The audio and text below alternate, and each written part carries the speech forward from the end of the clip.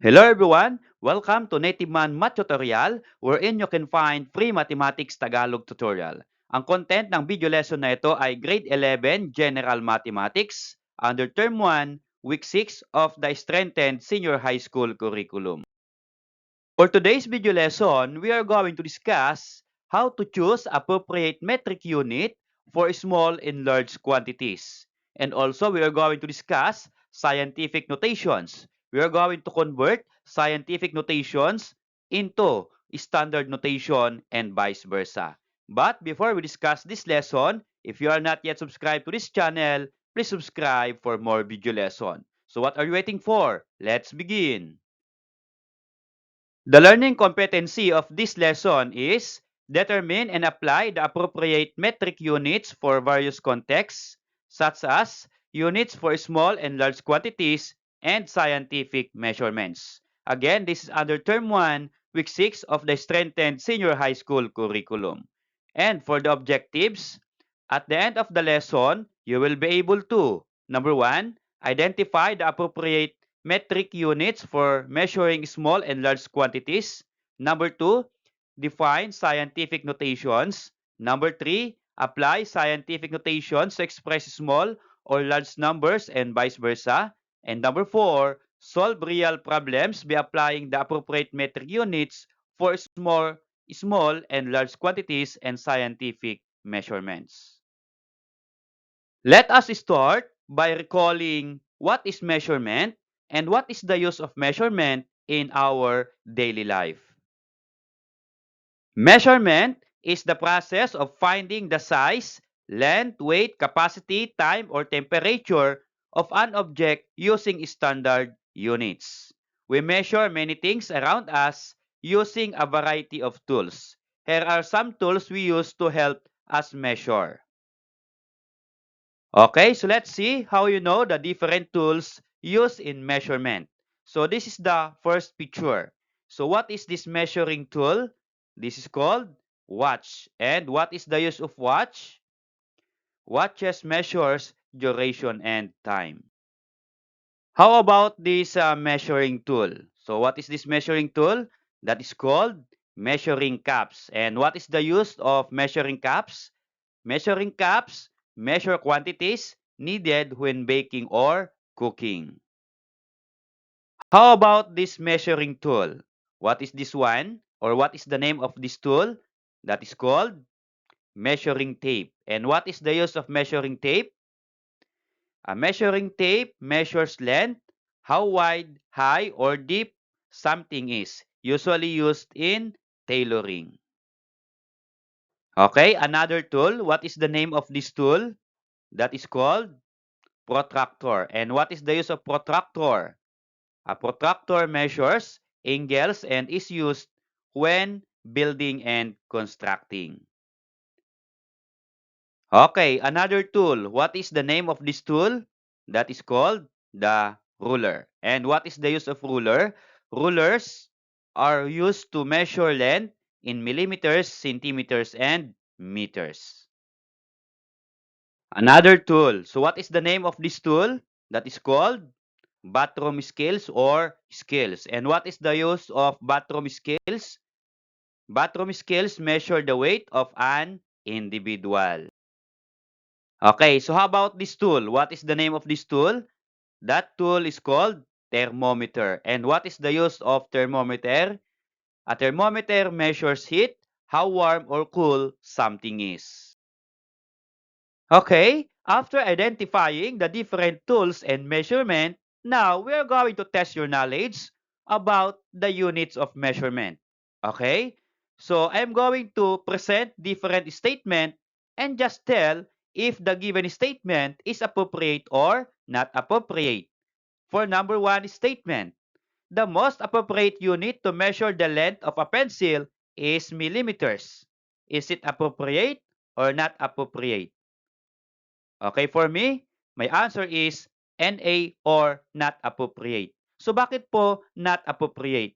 Because in measuring the length of a pencil, the unit that we can use should be centimeters. Okay? Now, bakit po kaya centimeters? So lahat po ng reasons why we answer appropriate or not appropriate ay papaliwanag ko po in our next discussion. So here, in our activity, we just know your ideas about this statement. Okay? For number 2 statement, the most appropriate unit to measure the mass of a book is milligrams. A or NA? My answer is NA or not appropriate. So what should be? We use grams or kilograms. Okay? How about number 3? The most appropriate unit to measure the mass of a watermelon is kilograms. What's your answer? For me, my answer is appropriate. Number 4. The most appropriate unit to measure the volume of a swimming pool is cubic meters. Okay, what's your answer? For me, my answer is appropriate. And number 5, the most appropriate unit to measure the volume of a bottle of water is milliliters. Okay? For this statement, what's your answer? For me, my answer is not appropriate. And what should be? Okay, it should use centiliters or liters.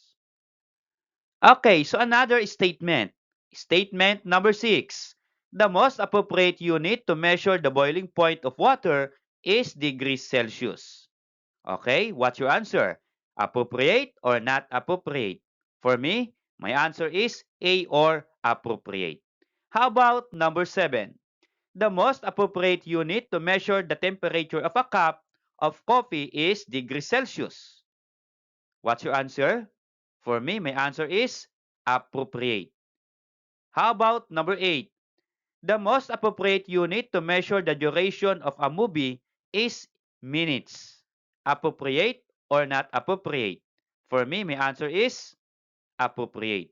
So some said that should be hour to use a movie. Pero ang karaniwan po na ginagamit pag ang pinag-uusapan ay duration ng movie ay minutes. So appropriate lang po na minutes ang duration of a movie.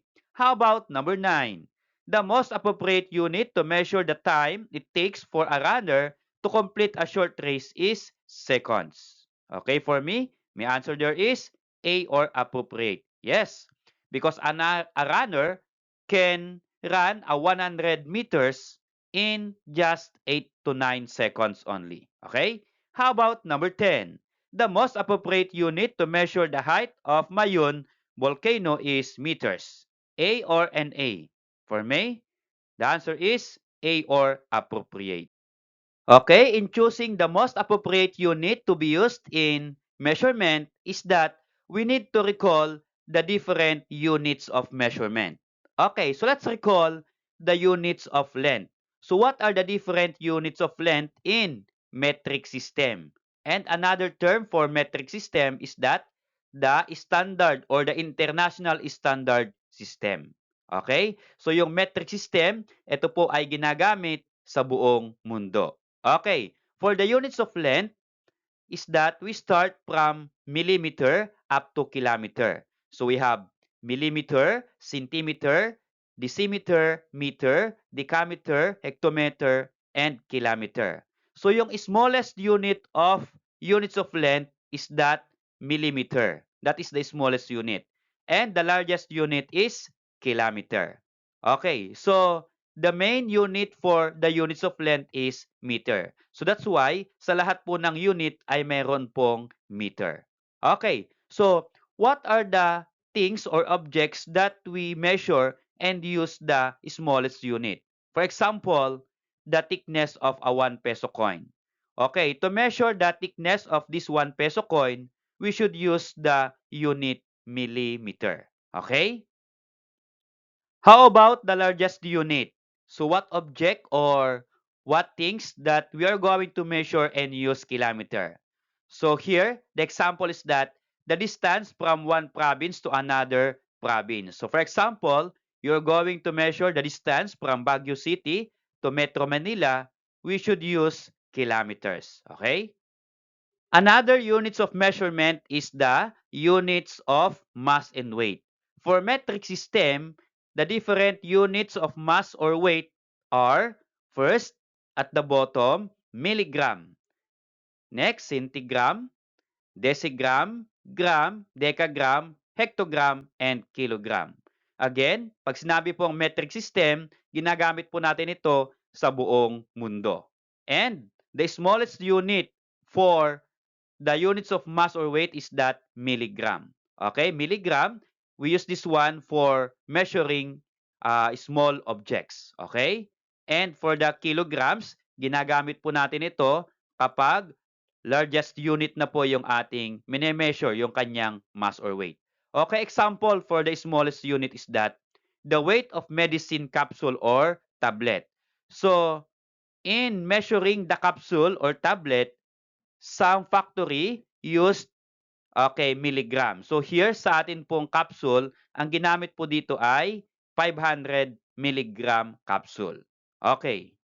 And for the largest unit, kilogram, usually we use kilogram in measuring the weight of a sack of rice. Okay? Kapag bumibili po tayo ng bigas, we usually use kilogram. Okay? Another units of measurement is units of capacity. And for the capacity, we have also the metric system. At the bottom, we have milliliter, centiliter, deciliter, liter, decaliter, hectoliter, and kiloliter. So the main unit of units of capacity for metric system is liter. Again, the smallest unit for units of capacity is milliliters, and for the largest unit is kiloliters. Okay, I'm going to give some example of smallest and largest unit. For the smallest unit of units for capacity is that milliliter, and the example here is a drop of oil. So if you're going to measure the drop of oil, we usually use milliliter. Okay? And for the largest unit, kiloliter, example here is the fire engine carries 2 kiloliters of water. Okay, usually, yung ating pong fire truck ay naglalaman po yan ng 2 kiloliters of water. Another units of measurement is the units of temperature. And there are only 3 units for temperature that we usually use. We have the so-called degrees Celsius, degrees Fahrenheit, and Kelvin. So, kailan ba ginagamit ang units of temperature? Okay? So, ginagamit po natin yan kapag gusto nating ma-check o malaman how cold or how hot our temperature. Okay? And one of the tools that we use in measuring the temperature is that thermometer. So we use this one to measure the temperature of our body. Okay? Okay, so another units of measurement that we use is units of time. So what are the different units of time? Ito po, I presented the different units of time and also their conversion. Okay, ang smallest unit of time po natin is seconds. Okay, and the largest is millennium.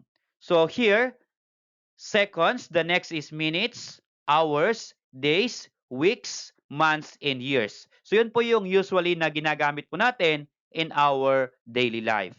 So kailan ba ginagamit ang seconds? So seconds po, ginagamit ko po yan as timer in answering a multiple choice question. For example, okay, for number 1 multiple choice question, you can answer that or you should answer that in 30 seconds. Okay?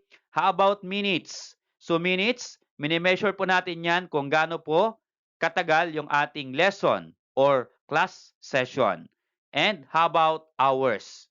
So yung hours po ay sinusukat po natin. We use this one kapag tayo po ay nagwo-work. Okay? Kapag nagtatrabaho tayo, usually sa maghapon, we measure that as 8 hours.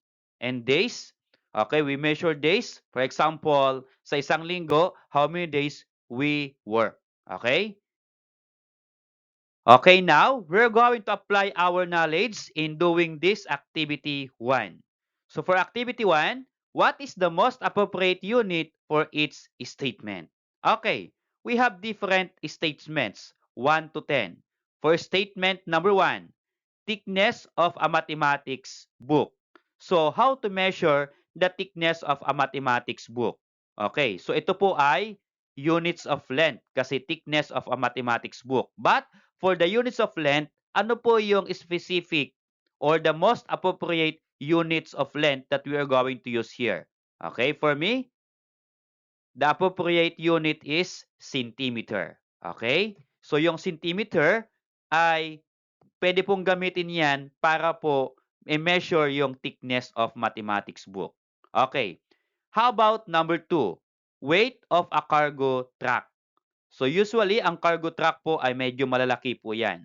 So here, ang units po na gagamitin po natin ay units of mass or weight. So sa different units for weight, what is the most appropriate unit that you're going to use? Okay? For me, my answer is kilograms or tons. Pero yung tons po is not metric unit. Okay? Ang metric unit po na katumbas po ng tons ay kilograms. Okay? How about number 3? Volume of a vinegar in a bottle. Okay, so here we use the units of volume, but there are many units for volume. What should be the appropriate unit? Okay, for me, my answer is milliliter. Okay, how about number 4? Thickness of 20 peso coin. Okay, thickness, that is units of length. So what's your answer? My answer is millimeter. Okay? For number 5, length of a basketball court. Okay? So alam naman na siguro ninyo kung gaano kahaba ang basketball court. For me to measure the length of a basketball court, then we use the unit meter. Okay, how about number 6? Capacity of motorcycle gasoline tank. Okay, for me, that is liter. Number 7, recess time. Ang favorite po ng lahat, recess time.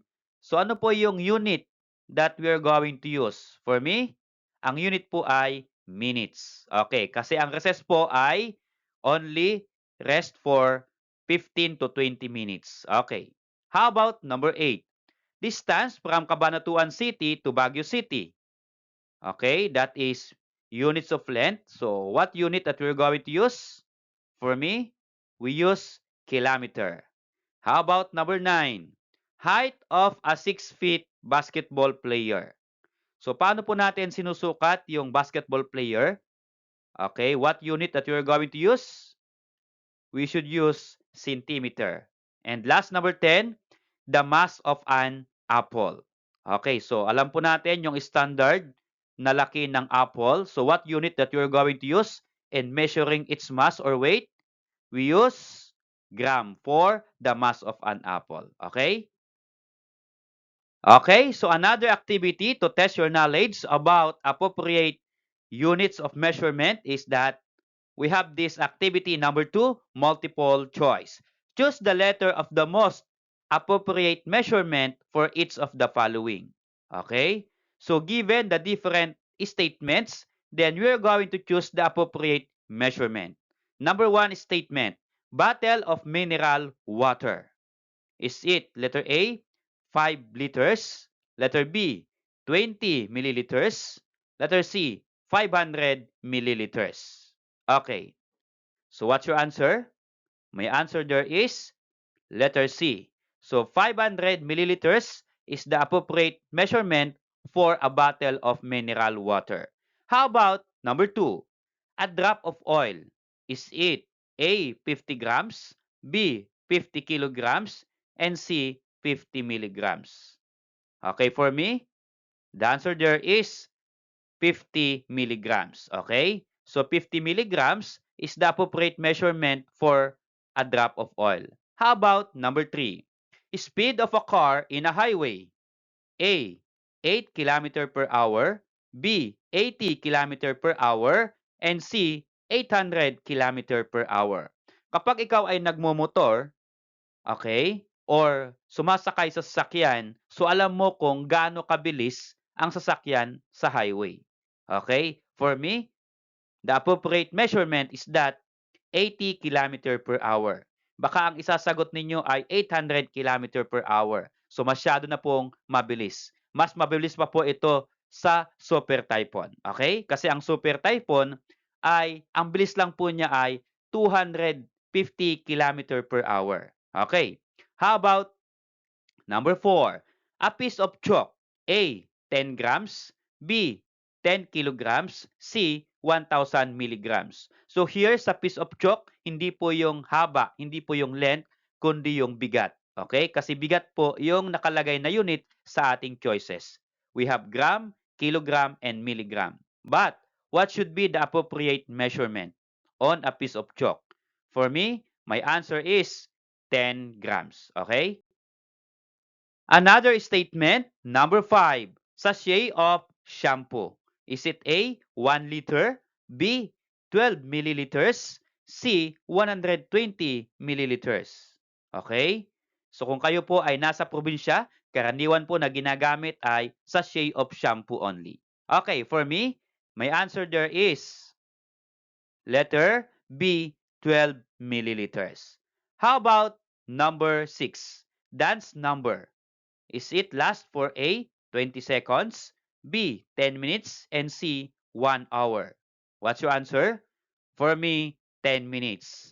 Ang standard duration of a dance number is only 10 minutes. Hindi na po dance number yan kapag umabot po ng 1 hour. Okay, and yung 20 seconds naman ay masyado naman pong maiksi yan. Okay, number 7, preheating the oven. Is it A, 500 degrees Fahrenheit, B, 350 degrees Fahrenheit, C, 150 degrees Fahrenheit? Okay, for me, ang sagot po ay 350 degrees Fahrenheit. So karaniwan po, kapag inopen po natin yung ating oven, ang preheating degrees po niya or temperature po niya ay 350 degrees Fahrenheit. How about number 8? A sack of rice. A, 5,000 grams. B, 50 kilograms. And C, 5 tons. Okay, for me, my answer is 50 kilogram. Okay, again, usually, kapag bumibili po tayo ng bigas sa palengke, we use kilograms as unit of measurement. Okay? Number 9 statement. Ballpoint pen. A, 1 kilogram. B, 150 gram. And C, 15 grams. Okay, yun pong dulo ng ating pen. Ballpoint pen po ang tawag doon, yung pinangsusulat. So ano po yung appropriate measurement? Is it A, B, and C? For me, my answer is letter C, 15 grams. How about number 10? A 6-foot man. Is it A, 70 grams, B, 70 kilograms, and C, 70 milligrams? Okay, so here sa ating choices ay weight or mass of a 6-foot man. O 6-foot man rather. Okay? The answer there is usually ang timbang po ng 6-foot man ay 70 kilograms. Now, let's recall and discuss scientific notation. Recall that in your junior high school, you can write or we can write a very large number or very small number into scientific notation. And also, from scientific notation, we can write that into very large or very small numbers. And we call this large or small number as standard form. So recall that scientific notation is a system of notation used to express very large or very small numbers conveniently.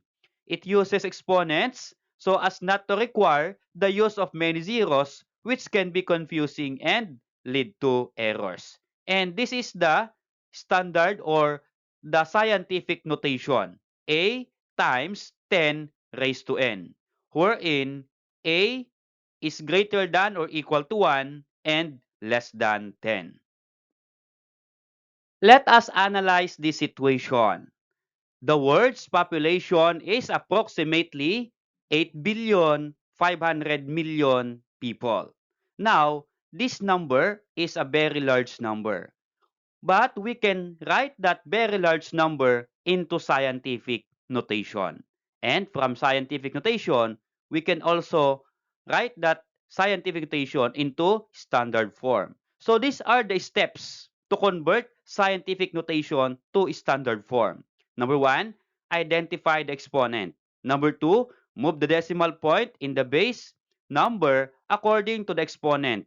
If the exponent is positive, move the decimal point to the right, and if negative, to the left.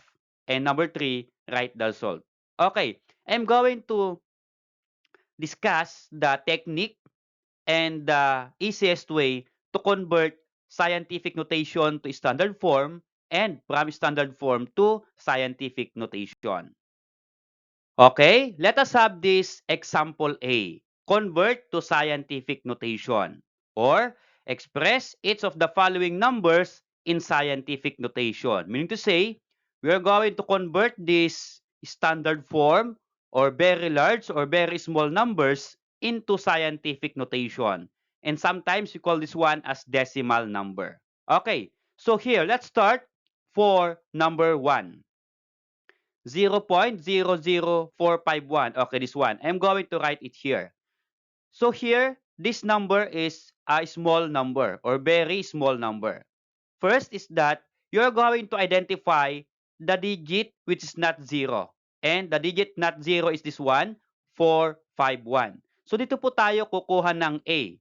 And we all know that A is greater than or equal to 1 but less than 10. Okay. So if you're going to put a decimal or move the decimal here on the digit not 0, if you're going to put the decimal here, let us say put here 45.1. Is 45 greater than 1 and less than 10? No. Okay, how about 4.51? I'm going to put here.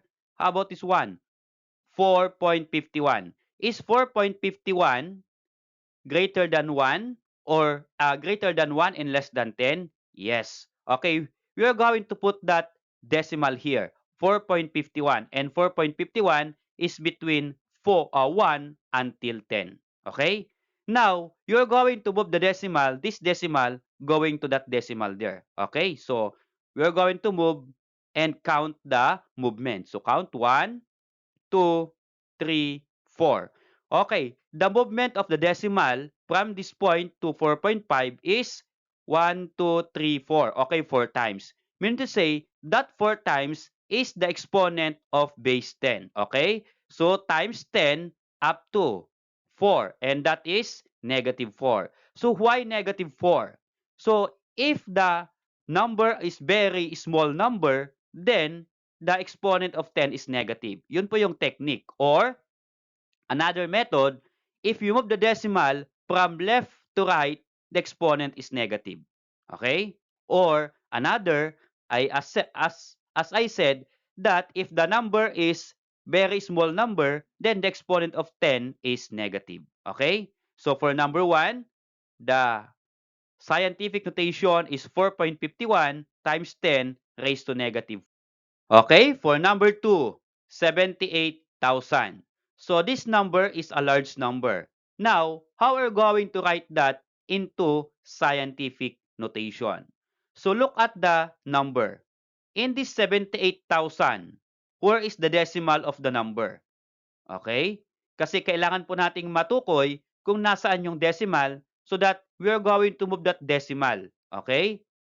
So here, kapag wala pong nakikitang decimal sa number, understood na yung decimal po ay nasa pinakang dulo. Okay?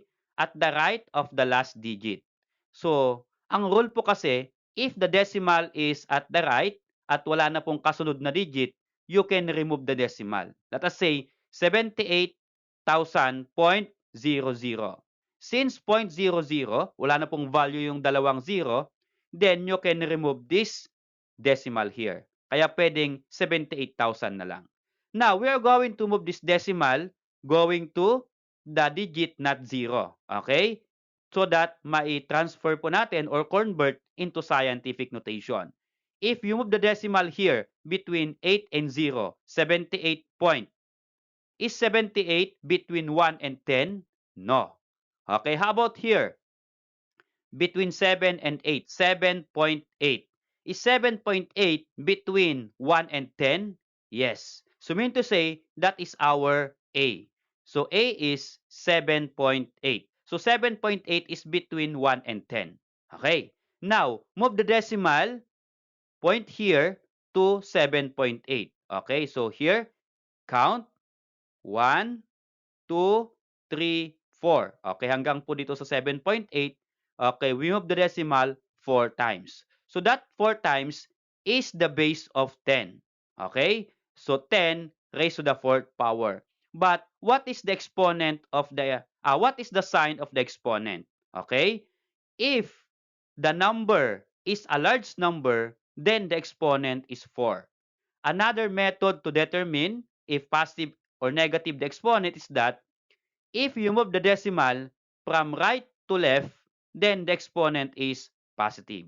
Okay? So here, the scientific notation of 78,000 is 7.8 times 10 raised to 4. Okay, compare it here. Small number, negative exponent. Large number, positive exponent. So yun po yung technique. Okay? Okay, for number 3, 0.0000079. Okay, this number is very small number. Okay, now, this number can be written in scientific notation. Okay, look at the digit, not 0, and the digits are 7 and 9. So we are going to move this decimal going to this digit, but take note, the decimal should be between 1 and 10. Okay? If you're going to place the decimal here at the end, 79 point. Is 79 between 1 and 10? No. How about if you're going to put the decimal here, 7.9? Okay? Let us say 7.9. Is 7.9 between 1 and 10? Yes. Okay, maybe. So, therefore, we can move this decimal to 7.9. Okay? And 7.9 is our A. Now, move the decimal so that we can identify the exponent of the base 10 here. Okay, move. Count. 1, 2, 3, 4, 5, 6. Meaning to say, the movement of the decimal from this point to 7.9 is equal to 6. But what is the exponent of that movement? Or what is the exponent? Is it positive or negative? Okay, again, unang technique, this is very small number. Meaning to say, the exponent of base 10 is negative. Okay? Another one, if you move the decimal from left to right, the exponent is negative. Okay, for number 3, the scientific notation is 7.9 times 10 raised to negative 6. How about this number 4? 123 million. So how are we going to write that into scientific notation? So again, identify the digit, not 0, and the digits are 1, 2, 3. 123. Now, where is the decimal of this number, 123 million? There is no decimal put here. If there is no decimal, then understood na andito po sa dulo. Okay? The decimal is at the end of the digit. Okay, here. Now, we are going to move this decimal up to the digit not 0, 123. If you're going to put the decimal here between 2 and 3, 12.3. Is 12.3 between 1 and 10? No. Okay? How about here? 1.23. Let us say here. Is 1.23 between 1 and 10? Yes. Mean to say, we are going to move the decimal going to 1.23. Okay, we are going to get 1.23 times 10. And what is the exponent of 10? Again, the exponent is the movement of the decimal. Okay, we move the decimal here. Okay, count. We have 1, 2, 3, 4, 5, 6, 7, 8. So we move the decimal 8 times. So the exponent is 8. But what is the exponent? Is it positive or negative? Again, this is a very large number, meaning to say positive exponent. Okay? Or if you move the decimal from right to left, then that exponent is positive. So for number 4, the scientific notation is 1.23 times 10 raised to positive 8. For number 5, 0 point. How many 0 until 4? Okay. So if you're going to look at the number, nakakalitong bilangin yung zeros. Now, we're going to write this number in scientific notation para mas madali pong makita kung ano po yung number. Okay, so we have the decimal here, 0 point. Then, how many zeros? 1, 2, 3, 4, 5, 6, 7, 8 zeros, and then 4. Now, we are going to move that decimal to the digit not 0. And there is only one digit here, 4. Saan natin ilalagay yung decimal? Is it before 10 or before 4 or after 4? Okay, here. Kapag before 4 here, then that is 0.4. Is 0.4 between 1 and 10? No. Okay, how about here at the end?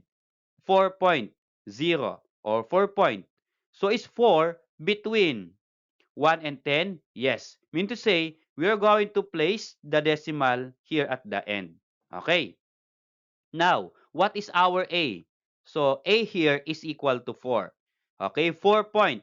Pag wala na pong kasunod, yung decimal na digits, then we can remove. Okay, kaya itong point, pwede na pong tanggalin yan. Wala na po siyang decimal. Okay, now, count the movement of decimal from this point to that point. Okay, let's count. 1, 2, 3, 4, 5, 6, 7, 8, 9. Okay. Now, the exponent of 10 is 9. So we have 4 times 10 raised to 9. But why negative? Again, first technique, small number, exponent is negative. Or another, if you move the decimal from left to right, then the exponent is negative. Okay?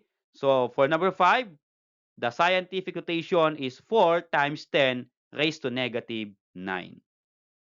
Okay, for example B, convert to decimal form or standard form. So express each of the following numbers in standard notation. Okay, so here, the given are scientific notations. Now, we're going to write these scientific notations into decimal form or standard form. Okay, so let's have this number 1. 4.5 times 10 raised to negative 4. Okay, we are going to solve it here. So our A is 4.5 and the base or the exponent of 10 is negative 4. So here, again, kapag negative ang exponent, then ito po ay small numbers. Okay, so here, first, you're going to get the value of A, which is 4.5. Now, 4.5, the decimal is here between 4 and 5. So move the decimal going to the left. Okay, if negative, going to the left. So bakit kaya papunta sa left yung decimal? Because this number is a small number. Okay, so 4.5, move the decimal 4 times, okay, going to the left. Okay, so move here. This will become 1, 2, 3, 4. Okay, so the decimal is here. So kapag yung decimal ay nag-end dito sa unahan, then always put 0. Okay? Before that decimal. So yung spaces here sa ating pinagbilangan, you're going to put 0. Okay, 0 here, another 0, another 0. So we have now 0.00045. So yung decimal, napunta na po doon. So wala na pong decimal dyan. So this will become, okay, 0.00045. Okay? So tatlong 0 po ba ang nakalagay dito? Okay, yes. So now, that is the decimal form of this scientific notation. Again, negative exponent, small number. Number 2, scientific notation. 9.2 times 10 raised to 6 power. Okay, we're going to write it here. So, positive 6 ang exponent ng 10, mean to say, large number po yung ating decimal number. Okay, so A is 9.2. Kunin po natin yung 9.2. Okay, and then move the decimal. Is it going to the left or going to the right? Okay, since that is positive, going to the right. Bakit? Para large number po siya. Okay, so move the decimal 6 times. Okay, let's move the decimal to the right 6 times. 1, 2, 3, 4, 5, 6. Meaning to say, andito po yung decimal. At the spaces between our counting here, we are going to put 0. Okay? So if you're going to put 0, okay? So lahat po ng spaces, kailangan malagyan po natin ng 0. Okay, how many 0 after 2? 1, 2, 3, 4, and 5. So this become 92 million. Okay, tama po ba? 1, 2, 3, 4, 5 zeros. 1, 2, 3, 4, and 5, and then 92. Okay, so we have now 9,200,000. Okay, that is the decimal form of the scientific notation number 2. Okay, so again, negative exponent, small number. Positive exponent, large number. How about number 3? 8.1 times 10 raised to negative 7. So the exponent of the base 10 is negative. Meaning to say, ito po ay small number. Okay? So here, ang ating pong A is 8.1. Kunin po natin yung 8.1. Since negative is small number, move the decimal to the left. Okay, 7 times because exponent is negative 7. Okay, let's move the decimal 7 times. Okay, 1, 2, 3, 4, 5, 6, 7. Okay, yung decimal ay andito. Kapag yung decimal ay nasa unahan, always put 0, okay, before the decimal. So lahat po ng spaces here, lagyan po natin ng 0. Okay, count natin ilan yung 0. 1, 2, 3, 4, 5, 6. Okay. So here, point and then 6 zeros and then 81. Okay, lagay po natin sa baba. Okay, 0 point until 81. So count natin yung 0 kung tama pong 6. So 1, 2, 3, 4, 5, 6 and then 81. Okay, so that is the decimal number or standard notation of this scientific notation. Okay? Okay, for number 4 scientific notation, 6 times 10 raised to the third power.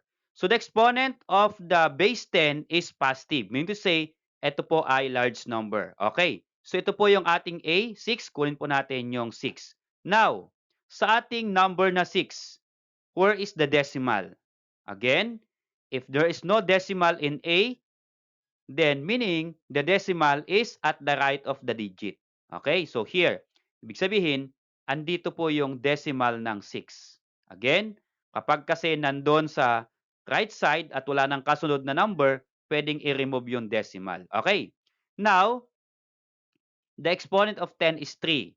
Since positive 3, move the decimal going to the right. Okay, para maging large number. So, from this point, 3 times to the right, count 1, 2, 3.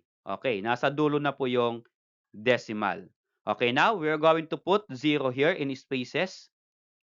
Ilang 0? 1, 2, and 3. Meaning to say, that number is 6,000. Okay? So, the decimal number of that scientific notation number 4 is 6,000. Okay, number 5. 9.3 times 10 raised to negative 5. So, negative ang exponent, meaning to say, small number. Okay? Again, kunin po natin yung A, 9.3. So, in 9.3, we have the decimal here, 9.3. Since the exponent is negative, move the decimal going to the left para maging small number. Okay, 5 times. So, count 1, 2, 3, 4, 5. Okay, the decimal is here. Kapag nasa unahan yung decimal, you put 0. Okay, again, maglalagay po tayo ng 0 dito and then count how many 0? 1, 2, 3, 4. Okay. So, there are 4 zeros before 93. Okay, ganun po.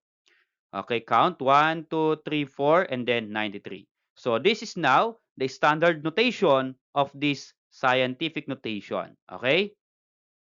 Okay, so let us try to apply our knowledge about scientific notation in some problems or some real-life problems. Okay, for problem number 1, light travels at a speed of 3.00 times 10 raised to 8 meters per second.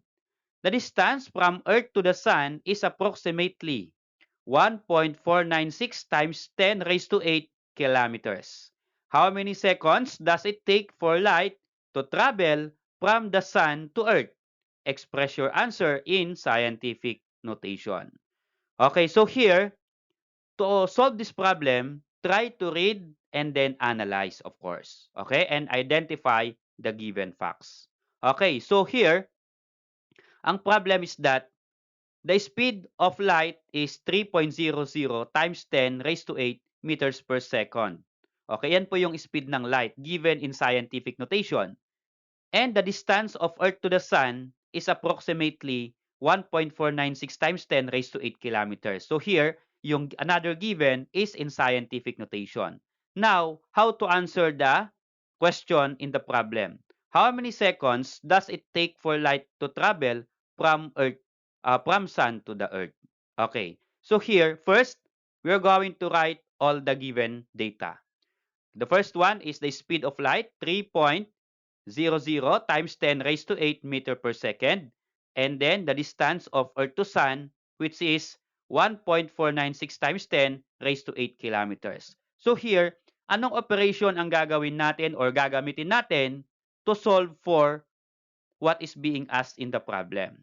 Okay, here, ang gagamitin po natin ay division. Okay?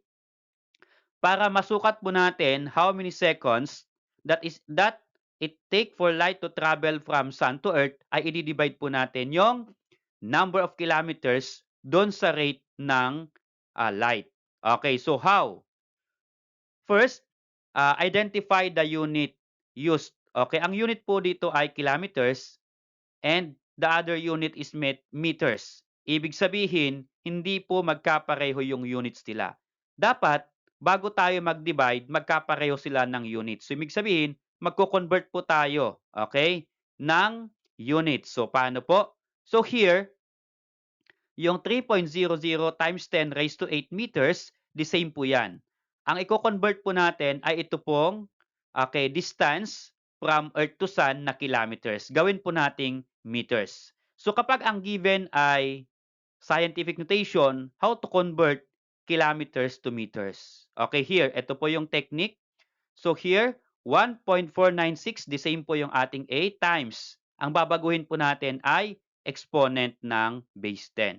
So here, from kilometers to meters, ibig sabihin, mas iiksi po o mas liliit yung unit, kilometers to units, mag-a-add po tayo ng exponent.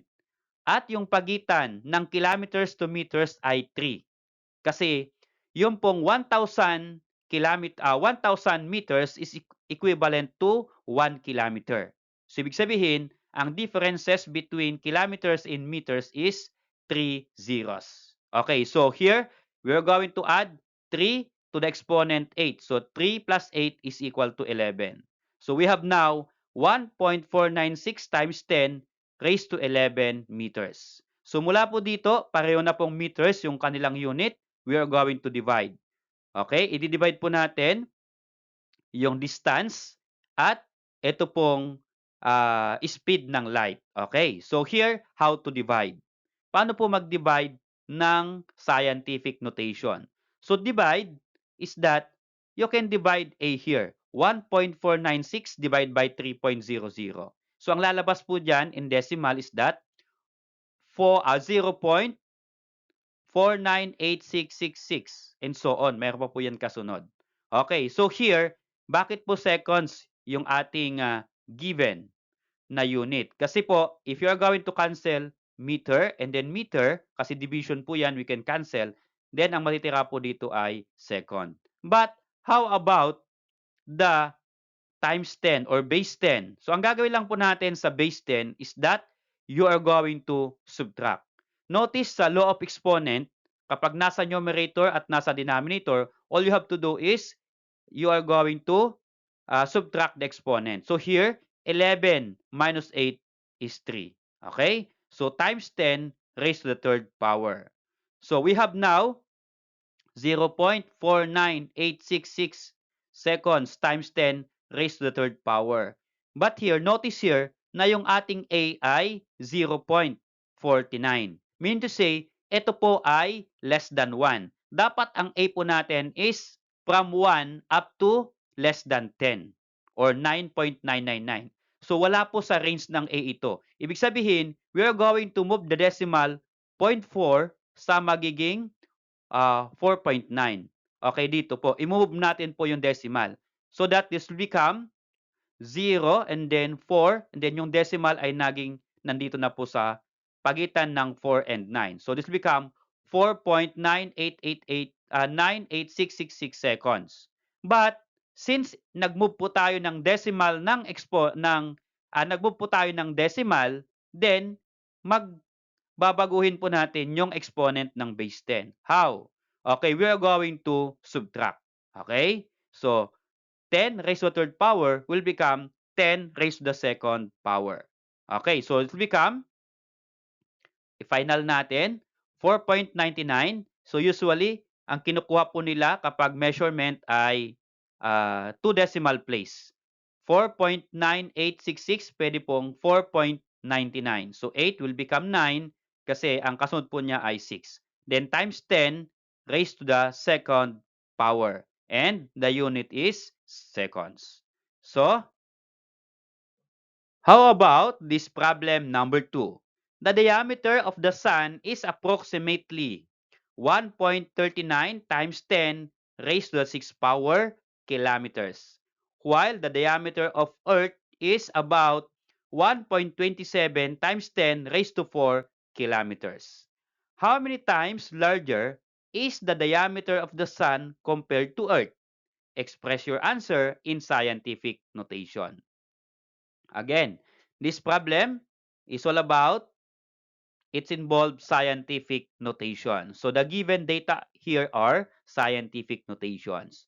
Okay, so we're going to write the given facts. So here, 1.39 times 10 raised to 6 kilometers. What is this?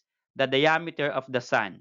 And 1.27 times 10 raised to 4 kilometers, that is the diameter of the Earth. Now, the question is, how many times larger is the diameter of the sun compared to Earth? Okay. So, from the word, how many times larger? Ang operation po na gagamitin natin kapag ganito po yung question ay division. Pero kapag ang tanong po niya is that, how much larger is the diameter of the sun compared to Earth, minus po yung ating gagamitin. But since the question is, how many times larger, then we are going to use division here. So notice here sa kanilang unit, pareho pong kilometers. So no need to convert. Okay? So we can divide directly. We are going to divide the diameter of the sun to the diameter of the Earth. Okay, here. So this will become, if you're going to divide 1.39 divided by 1.27, the answer is 1.094. Okay, times, since division, we are going to subtract the exponent. 6 minus 4 is 2. So times 10 raised to the second power. Okay? So here, cancel kilometer, cancel kilometer. So dapat wala na pong unit kasi ang hinahanap po ay how many times larger. Okay, here. This scientific notation is in the form of formal scientific notation. Our A is between 1 and 10. Okay, tama po ba? 1.094. So mean to say, that is our answer. Okay, no need to convert also. The diameter of the sun is approximately 1.09. This one, hindi ko na po kinuha yung 4, 2 decimal lang. 1.09 times 10 raised to the second or about 109. So yung 1.09 times 10 raised to second power in decimal number or standard form is 109. Okay? Times larger than the diameter of the Earth. Okay? Okay, to end up the discussion, let's try this activity. Activity number 1, multiple choice. Just choose the letter of the correct answer. Number 1, what is 4.5 times 10 raised to a third power in standard form? We have A, B, C, D. So here in this activity, pwede po ninyong i-post yung video na ito. Then, kapag meron na po kayong sagot, you can play it again to check if your answer is correct. Okay. So the correct answer for number 1 is that in standard form, that is 4,500. Okay, 4.5, move the decimal 3 times to the right kasi positive. Okay, we have 1, 2, 3, kaya 4,500. Okay, for number 2 question, what is 7.2 times 10 raised to 5 in standard notation or decimal form? Okay, we have A, B, C, and D choices. Again, you can post this video, then later you can play it again to check if your answer is correct. Okay, for number 2, the correct answer is letter B. Number 3, a swimming pool contains approximately 3.1 times 10 raised to 6 milliliters of water. Express this measurement in standard notation. We have A, B, C, and D. Okay? The correct answer is letter B. Number 4. What conclusion do you prefer in scientific notation 5.12 times 10 raised to negative 15? A. Very large number. B. Very small number. Letter C. Negative number. And letter D. Positive number. Okay, so what's your answer? The answer is letter B. Very small number. Again, the exponent of base 10 is negative, then that is small number. Okay, thank you for watching guys. I hope that you learned something from this video lesson. See you on my next discussion about conversion of units.